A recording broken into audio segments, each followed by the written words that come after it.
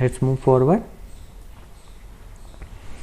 In human, intraocular pressure is about what is IOP या फिर बोलते हैं इंट्राओक्यूलर प्रेशर एक ह्यूमन में कितना होता है. Options are 10 to 20 centimetre of mercury, 10 to 20 mm of mercury, 10 to 20 centimetre of H2O और 10 to 20 millimetre of H2O mm of H2O.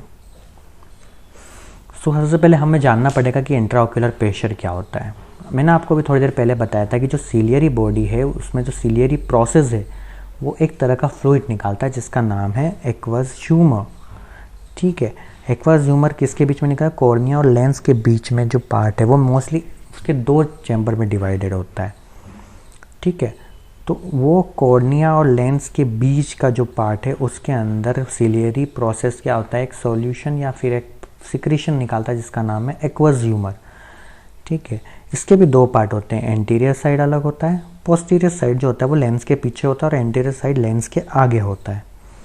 दोनों के अंदर क्या होता है? एक्वस फ्लूइड होता है. ठीक है, जो सीलियरी प्रोसेस निकालता है. इससे क्या होता है कि जब ये फ्लूइड जो होता है इसका एक रेगुलर काम है. ये फ्लूइड जैसे जैसे बनता है, रेगुलरली बनता रहता है, वो पोस्टीरियर से फिर एंटीरियर चैम्बर में आता है और एंटीरियर चैम्बर में साइड में कैनल ऑफ स्क्लेवन होती है. कैनल ऑफ स्क्लेवन से यहाँ पे इस डायग्राम में आप देख सकते हो सीलियरी बॉडी, यहाँ पे एक कैनल ऑफ स्क्लेवन होती है तो यहाँ से इधर आता है और कैनल ऑफ स्क्लेवन से वीनस ड्रेनेज में चला जाता है. और वीनस ड्रेनेज में चला जाने की वजह से क्या होता है, यहाँ पे ज़्यादा फ्लूइड इकट्ठा नहीं होता है. लेकिन ये है नॉर्मल प्रोसेस. वापस से बोलता हूँ, सीलियरी बॉडी के अंदर जो सीलियरी प्रोसेस होता है वो एक फ्लूइड बनाता है जो क्या करता है, हमारी आइज़ को गीला भी रखता है और प्रेशर मेंटेन करके रखने का काम करता है.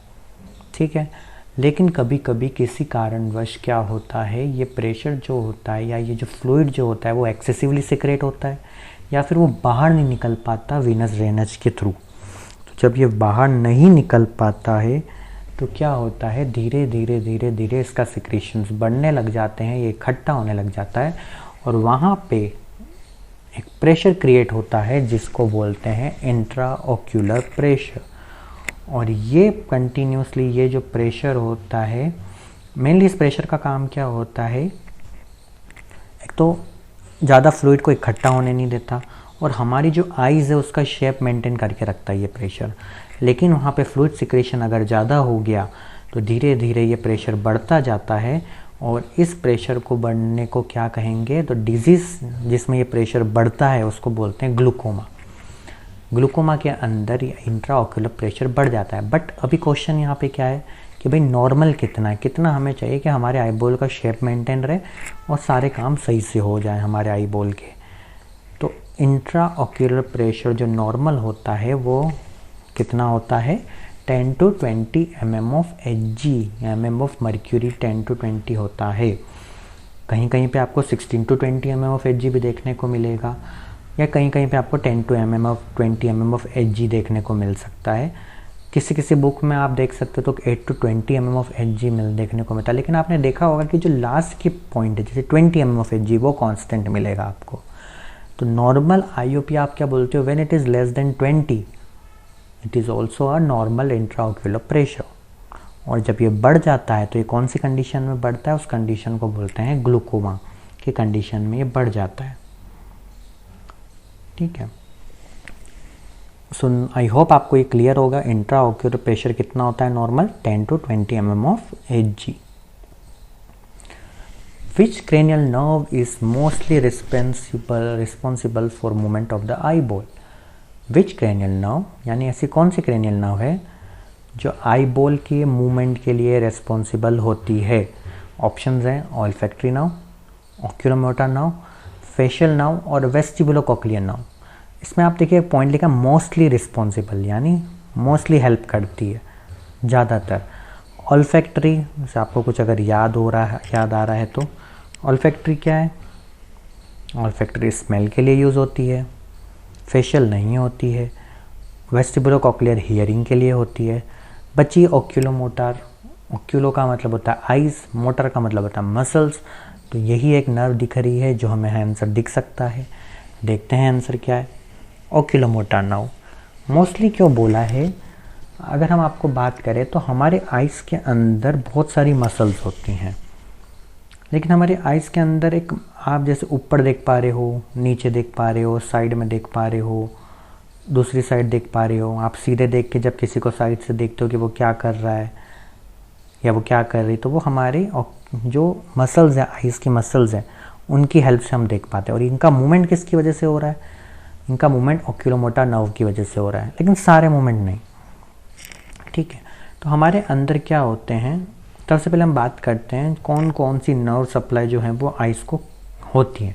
सबसे पहले जो नर्व होती हैं वो होती हैं ऑप्टिक नर्व, जो आपको देखने में हेल्प करती है, जो मैंने आपको अभी पिछली बार डायग्राम में बताया, इससे पहले वाले डायग्राम में, कि आपका रेटिना उसको कैच करती है, जो भी इमेज है वो सिर्फ आपको ऑप्टिक नर्व को देती है। और ऑप्टिक नर्व क्या करती है, परसीव करती है ऑक्सीपिटल लोब से कि को क्या इमेज है। जैसे आप अभी मेरी स्क्रीन देख पा रहे हो वो ऑप्टिक नर्व की वजह से देख पा रहे हो। नेक्स्ट जो नर्व आती है ये क्रेनियल नर्व 2 है।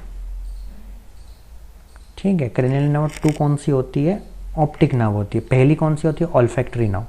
Cranial nerve first is olfactory nerve, second is optic nerve, और थर्ड आती है ओक्यूलोमोटर O3। O1 इज ऑल्फैक्टरी जो स्मेल के लिए है, O2 इस ऑप्टिक नर्व जो देखने के लिए होती है, जो कि एक सेंसरी नर्व है, और CN3 यानी जो क्रेनियल नर्व 3 होती है वो होती है ओक्यूलोमोटर, जो एक मोटर नर्व है। मैंने आपको अभी बताया कि आईबॉल के मूवमेंट के लिए कुछ मसल्स होते हैं जो रिस्पॉन्सिबल होते हैं। ठीक है, इनको एक्सट्रिंसिक मसल्स किया जाता है। ये बेसिकली 6 एक्सट्रिंसिक मसल्स होते हैं। तो 6 में से जो 4 मसल्स होते हैं उनको मूवमेंट का काम कौन करवाती है, ओक्यूलोमोटर करवाती है। बाकी की जो 2 हैं उनमें एक ट्रोक्लियर नर्व हेल्प करती हैं उनके मूवमेंट के लिए, और एक को एब्ड्यूसेंट नर्व हेल्प करती है। तो बेसिकली जो 6 मूवमेंट है हमारे आईबॉल के, उनमें से 4 में कौन हेल्प करता है, ओक्यूलोमोटर। इसलिए ओक्यूलोमोटर मोस्टली रिस्पॉन्सिबल होती है आईबॉल के मूवमेंट के लिए। और कुछ इंट्रिंसिक मसल्स भी होती हैं, जैसे सीलियरी मसल्स मैंने आपको अभी बताया था, और आइरिस की जो मसल्स होती है, जब आपका प्यूपिल कॉन्स्ट्रिक्शन डायलेशन होता है, ये भी कौन कंट्रोल करता है, ओक्यूलोमोटर नर्व करती है। तो देखिए, एक्सटेंसिव में 4 मसल्स को कंट्रोल करती है, और इंट्रिंसिक में 2 मसल्स को कंट्रोल कर रही है। तो मोस्टली कौन रिस्पॉन्सिबल है आईबॉल के मूवमेंट के लिए, ओक्यूलोमोटर नर्व रिस्पॉन्सिबल है। बाकी की जो एक्सटेंसिव नर्व में से 4 में से जो 2 बच गई हैं उनको ट्रोक्लियर नर्व क्या होती है, क्रेनियल नर्व नंबर 4 होती है। ठीक है, और एब्ड्यूसेंट नर्व कौन सी होती है, क्रेनियल नर्व नंबर 6 होती है। सो कौन कौन से नंबर की क्रेनियल नर्व हमारे आइज को सप्लाई करती है, क्रेनियल नर्व 2 जिसको हम ऑप्टिक नर्व कहते हैं, क्रेनियल नर्व 3 जिसको ओक्यूलोमोटर नर्व कहते हैं, क्रेनियल नर्व 4 जिसको ट्रोक्लियर नर्व कहते हैं, और क्रेनियल नर्व 6 जिसको एब्ड्यूसेंट नर्व कहते हैं। सो राइट आंसर क्या होगा इसका, ओक्यूलोमोटर। अब हम बात करते हैं कुछ रिफ्रैक्टिव एरर्स की। रिफ्रैक्टिव एरर्स क्या होते हैं, जब आप किसी कारणवश आप किसी भी चीज़ को सही से नहीं देख पाते हो, चाहे वो दूर की चीज़ हो, चाहे वो पास की चीज़ हो, या वो दोनों हो, तो उनको क्या बोलते हैं, रिफ्रैक्टिव एरर्स। और उसी की वजह से आपको चश्मे लगते हैं, आप स्पेक्स पहनते हो। तो पहला क्वेश्चन क्या है रिलेटेड टू रिफ्रैक्टिव एरर्स में, refractive error in which light rays from distant object focused in front of retina is called. इसमें क्या है, refractive error in which light rays from distant object focused in front of retina is called, इसको क्या बोलेंगे, that is hypermetropia. अब हम इसको कैसे समझेंगे, तो इस डायग्राम से समझते हैं। जो पहला डायग्राम दिख रहा है आप देख सकते हैं, नॉर्मल आई है। आप किसी भी ऑब्जेक्ट पे एक लाइट रेज आ रही है, वो सीधा रेटिना पे गिर रही है। भाई हमें तो रेटिना पे ही चाहिए, रेटिना पे गिर रही है, इसका मतलब ऑप्टिक नर्व इसको ले लेगा, रोड्स एंड कॉन्स इसको एक्सेप्ट कर लेंगे, कॉन्स इसको एक्सेप्ट कर लेंगे, और वो ऑप्टिक नर्व के थ्रू हमें विजुअलाइज हो जाएगा। अभी हम जिस कंडीशन की बात कर रहे हैं, इसमें क्या हो रहा है, जो डिस्टेंट ऑब्जेक्ट से जो लाइट आ रही है, डिस्टेंट ऑब्जेक्ट से जो लाइट आ रही है, अब यहाँ पे देखो क्लियरली लिखा है distant object focus in front of, यानी दूर का जो लाइट आ रही है, हम दूर की कोई वस्तु देख रहे हैं, ऑब्जेक्ट देख रहे हैं, बट उसका जो लाइट रेज है वो कहाँ बन रही है, रेटिना के पहले ही बन रही है। Light rays focus in front of retina, retina के फ्रंट में बन रही है, इसलिए हमें वो जो दूर की चीज़ है वो धुंधली दिखाई दे रही है। तो बहुत से लोग होते हैं जिनको दूर की चीज़ सही से नहीं दिखाई देती है, लेकिन पास की चीज़ें सही से दिखाई देती हैं। और जब किसी को दूर की चीज़ सही से नहीं दिखाई दे रही है और पास की चीज़ें सही से दिखाई दे रही है, उसको बोलते हैं शॉर्ट साइटेडनेस, यानी पास की चीज़ें दिखाई दे रही है, शॉर्ट साइटेडनेस, या उसका दूसरा नाम है मायोपिया। तो इस कंडीशन को क्या बोलते हैं, मायोपिया कहा जाता है। मायोपिया में क्या होता है, हमें दूर की चीज़ सही से नहीं दिखाई देती। क्यों? क्योंकि दूर की चीज़ से जो लाइट आ रही है वो हमारे रेटिना से के ऊपर ना बन के फोकस हो नहीं होती है, उससे पहले ही फोकस हो जाती है। ठीक है, तो इसको बोलते हैं मायोपिया। और इसके अंदर हम कौन सा लेंस लगाते हैं, अगर ऐसे किसी व्यक्ति को चश्मा लगाना होता है तो चश्मे पे जो लेंस होते हैं वो लगेंगे, कॉनकेव लेंस लगते हैं, ताकि कॉनकेव लेंस लगने के बाद क्या होगा, चश्मा पहनते ही क्या होगा, वो लाइट जो दूर से आ रही है वो सीधी आपके रेटिना पे गिरेगी और आपको वो दूर की चीज़ भी दिखाई देने लग जाएगी। तो मायोपिया क्या होता है, जब हमें दूर की चीज़ नहीं दिखाई देती है, सिर्फ पास की चीज़ दिखाई देती है, और इसको शॉर्ट साइटेडनेस भी कहा जाता है, दैट इज़ मायोपिया। आप देख सकते हो यहाँ पे एक और कंडीशन का डायग्राम है, हम आगे बढ़ने से पहले, ये हाइपरमेट्रोपिया है। ठीक है, मायोपिया के बाद हाइपर। इसमें क्या होता है, पेशेंट को दूर की चीज़ें तो सही दिखाई देती हैं लेकिन पास की चीज़ें नहीं दिखाई देती। क्यों? क्योंकि जब भी वो पास की चीज़ों में कंसंट्रेट करने जाता है तो क्या होता है कि एक्चुअली जो फोकस होना चाहिए वो रेटिना पे होना चाहिए, लेकिन यहाँ पे रेटिना के पीछे फोकस होता है। मायोपिया में क्या हो रहा था, रेटिना के आगे हो रहा था लेकिन वो दूर के ऑब्जेक्ट के लिए, जितना पास का ऑब्जेक्ट है लेकिन फोकस कहाँ हो रहा है, रेटिना के पीछे फोकस हो रहा है। जो लाइट रेज आप देख सकते हो रेटिना के पीछे तक जा रही है। तो इस वजह से इंसान को पास की चीज़ें नहीं दिखाई देती लेकिन दूर की चीज़ें दिखाई देती है। इसलिए इस कंडीशन को क्या बोलते हैं, फार साइटेडनेस, यानी इंसान को दूर की चीज़ तो दिखाई दे रही है इसलिए वो फार साइटेडनेस है उसको, और इस कंडीशन को बोलते हैं हाइपरमेट्रोपिया। और इसके लिए इंसान को क्या लगाया जाता है, कॉन्वेक्स लेंस, जो चश्मे होते हैं उनमें कॉन्वेक्स लेंस लगाया जाता है ताकि जो रेटिना है वो आगे की तरफ जो फोकस है वो रेटिना पे बनने लग जाए। एक और कंडीशन यहाँ पे आप देख सकते हो, एस्टिमेटिज्म। एस्टिमेटिज्म जो होता है वो तब होता है जब आपके लेंस का कर्वेचर या कॉर्निया का कर्वेचर जब बिगड़ जाता है। जब लेंस का कर्वेचर या कॉर्नियल कर्वेचर जब बिगड़ जाता है तो उसकी वजह से क्या होता है, जब वो स्ट्रेच्ड हो जाता है, या कर्वेचर, हमारा लेंस का कर्वेचर एक फिक्स कर्वेचर होता है, बट मसल्स को लूज़ होने की वजह से या फिर ओल्ड एज की वजह से जब ये लूज़ हो जाता है कर्वेचर उसका, तो आप देख सकते हो एक से ज़्यादा फोकस, कहीं पे छोटा दिख रहा है आपको, एक साथ दो या तीन फोकस बनने लग जाते हैं, अलग अलग फोकल पॉइंट्स बनने लग जाते हैं। तो जब ऐसा होता है तो इंसान को जो कंडीशन होती है उसको क्या बोलते हैं, एस्टिमेटिज्म कहा जाता है। या light rays focus on more than one point, आप देख सकते हो यहाँ पे मोर देन वन पॉइंट में फोकस हो रही है। ठीक है, इस कंडीशन को क्या बोलते हैं, एस्टिमेटिज्म। ऐसे पेशेंट को क्या लगाया जाता है, सिलेंड्रिकल लेंसेज लगाए जाते हैं या एस्टिमेटिक लेंसेज लगाए जाते हैं। आई होप आपको क्लियर। तो इसमें क्या है, इसका आंसर क्या होगा, मायोपिया होगा। इसमें क्या होता है, लाइट रेज जो होती है जो डिस्टेंट ऑब्जेक्ट से आ रही हैं वो रेटिना के फ्रंट में ही बनने लग जाती हैं, उसको बोलते हैं मायोपिया। नेक्स्ट, ये क्वेश्चन आपको ही बताना है, फार साइटेडनेस और when a near image is focus behind the retina. अब मैंने आपको क्या बताया, फार साइटेडनेस यानी दूर का दिखाई दे रहा है, और इमेज, नियर इमेज कहाँ पे बन रही है, रेटिना के पीछे बन रही है, रेटिना के पीछे बन रही है। इसका मतलब ये क्या है, मायोपिया नहीं, एस्टिमेटिज्म नहीं, ये क्या है, हाइपरमेट्रोपिया।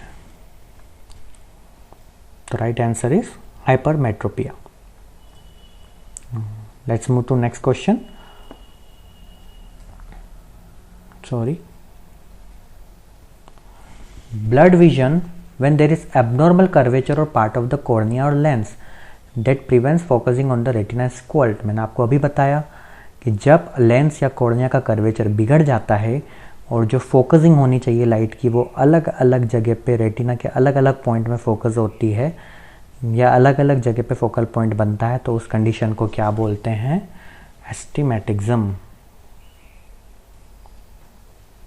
अस्टिग्मेटिज्म कहा जाता है, जिसको मैं अभी थोड़ी देर पहले डायग्राम से हमने बहुत अच्छे से समझा। Now next 15 question is loss of sense of smell is known as.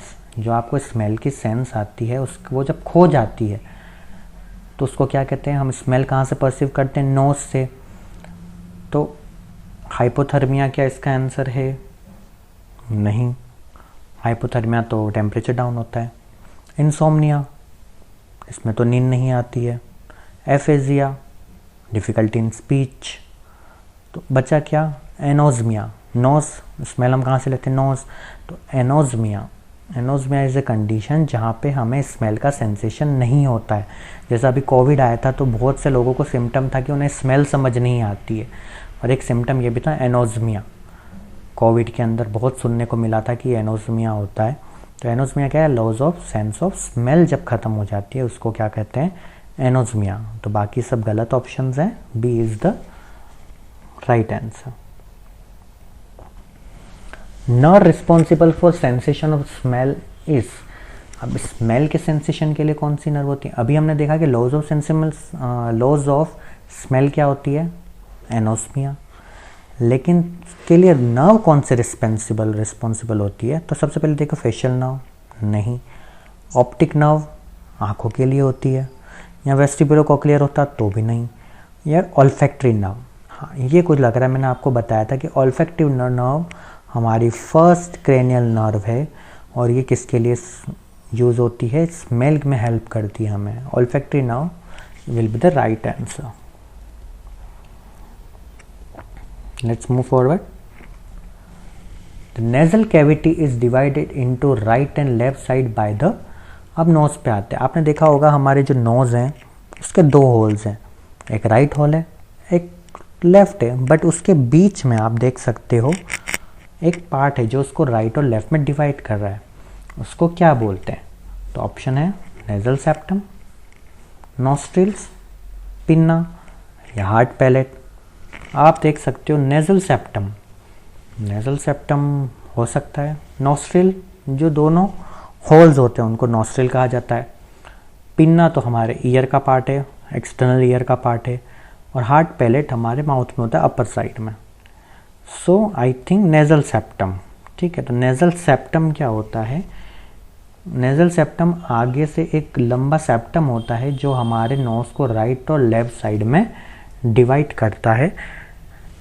कि जो उसका आगे का पार्ट होता है, एंटीरियर पार्ट, वो हाइलिन कार्टिलेज का बना होता है, और पीछे का पार्ट जो है वो इथमोइड बोन और वॉर्मर बोन के परपेंडिकुलर प्लेट से बना होता है। ठीक है, इथमोइड बोन के परपेंडिकुलर प्लेट से बना होता है और वॉर्मर बोन के हिस्से से बना होता है। तो इसी का काम होता है, नेजल सेप्टम का काम होता है कि वो राइट और लेफ्ट में डिवाइड करो। कभी कभी बहुत सारे लोगों के अंदर ये देखने को मिला है कि जो नेजल सेप्टम होता है वो थोड़ा सा टेढ़ा होता है, और इसकी वजह से स्नोरिंग जैसी प्रॉब्लम और बहुत सारे राइनाइटिस जैसी प्रॉब्लम देखने को मिलती है। तो नेजल सेप्टम जब टेढ़ा मेढ़ा होता है तो उसको बोलते हैं DNS, डेविएटेड नेजल सेप्टम कहा जाता है। कि जब स्ट्रेट ना होकर नेजल सेप्टम थोड़ा सा टेढ़ा मेढ़ा होता है उसको बोलते हैं डेविएटेड नेजल सेप्टम कहा जाता है।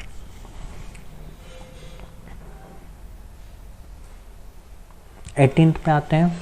The smallest cranial nerve in the human body is. बहुत अच्छा क्वेश्चन है कि हमारे बॉडी में जो क्रेनियल नर्व्स हैं 12 क्रेनियल नर्व्स होती हैं, और उनके अंदर सबसे छोटी क्रेनियल नर्व कौन सी होती है? तो ऑल्फैक्टरी, ट्रोक्लियर, एक्सेसरी, या ऑप्टिक नर्व। तो इसका राइट आंसर है जो स्मॉलेस्ट क्रेनियल नर्व होती है वो होती है क्रेनियल नर्व नंबर 4, जिसका नाम है trochlear nerve. So trochlear nerve is the smallest cranial nerve. और लॉन्गेस्ट कौन सी होती है? लंबी की अगर हम बात करें तो वो होती है वेगस नर्व, जो क्रेनियल नर्व नंबर 10th होती है। द स्मॉलेस्ट क्रेनियल नर्व कौन सी होती है? Trochlear nerve. और जो लॉन्गेस्ट होती है वो कौन सी होती है? वेगस नर्व, जो कि क्रेनियल नर्व नंबर 10 है। ट्रोक्लियर का नंबर क्या है? 4 है, और क्रेनियल का नंबर वेगस का नंबर क्या है? 10। वेगस का 10 और ट्रोक्लियर का 4। तो trochlear nerve is the smallest cranial nerve in the body. और अगर कभी लॉन्गेस्ट पूछा जाए तो वो होती है वेगस नर्व। 19 पे आते हैं, which of the following is not one of the 4 primary taste sensation. अब जैसा हमने आपको बताया, हमारे ईयर से कुछ रिलेटेड क्वेश्चन देखे, हमने आई से रिलेटेड क्वेश्चंस देखे, हमने नोज से रिलेटेड कुछ क्वेश्चंस देखे। अब हम आ रहे हैं टेस्ट से रिलेटेड, जो हमारी टंग में होते हैं, वो भी हमें क्या एक तरह का सेंसरी ऑर्गन है। तो इनमें से क्वेश्चन क्या है, which of the following is not one of the 4 primary taste sensation. कौन सा इसमें से 4 प्राइमरी टेस्ट सेंसेशन में नहीं आता है। सबसे पहले बीटर, यानी थोड़ा कड़वा जो आपको सेंसेशन, कड़वे का जो सेंसेशन होता है। सोर, खट्टापन। सोल्टी, नमकीन। या स्पाइसी। तो इसमें आप क्या हो सकता है, राइट आंसर है डी, स्पाइसी। स्पाइसी आपका 4 प्राइमरी टेस्ट सेंसेशन में नहीं आता है। ठीक है, मोस्टली आपके जो 4 प्राइमरी टेस्ट सेंसेशन होते हैं वो कौन कौन से होते हैं। एक तो बीटर, कड़वा, सोर, खट्टा, सोल्टी, नमकीन, और स्वीट यानी मीठा। ये 4 आपके प्राइमरी टेस्ट सेंसेशन हैं। आपको कहीं कहीं पे अभी 5वां भी देखने को मिल सकता है, जिसका नाम है यूमामी। यूमामी टर्म आजकल ज़्यादा यूज़ हो रहा है कि आपके 4 सेंसेशन नहीं होते हैं, आपके 5 सेंसेशन होते हैं, ऐसा कहा जाता है। यूमामी है, लेकिन अभी तक बहुत सारी बुक्स में अभी भी 4 ही चल रहा है। यूमामी का मतलब होता है एक नए तरह का है, जिसमें आप देख सकते हैं सोया सॉस जब आप खाते हो या आप चीज़ खाते हो, एक मीठी टेस्ट, मीट का जो टेस्ट होता है वो एक अलग टेस्ट सेंसेशन है जिसको यूमामी कहा जाता है। बट बेसिकली 4 ही होते हैं प्राइमरी टेस्ट सेंसेशन, बिटर, सोर, सोल्टी एंड स्वीट। स्पाइसी नहीं होता है। ओके, जो लास्ट क्वेश्चन है वो आप लोगों के लिए, आप लोगों का पार्ट है कि आपको उसको कमेंट करके आंसर करके बताना है। और प्लीज़ हमें बताइएगा कि आपको ये क्लासेस कैसी लगी, ताकि हम आपके फीडबैक से और इम्प्रूव होने की ट्राई कर सकें। इसके अलावा आप लाइक करें, सब्सक्राइब करें और शेयर करें हमारे इस यूट्यूब चैनल को, जिसका नाम है नर्सिंग केंद्र। सो द 20th क्वेश्चन क्या है, the taste buds of tongue are supplied by. कौन सी नर्व, टंग को कौन सी नर्व सप्लाई करती है। ठीक है, तो आप इसका आंसर जो है वो कमेंट बॉक्स में दे सकते हैं। आई होप आपको समझ में आएगा। Thank you.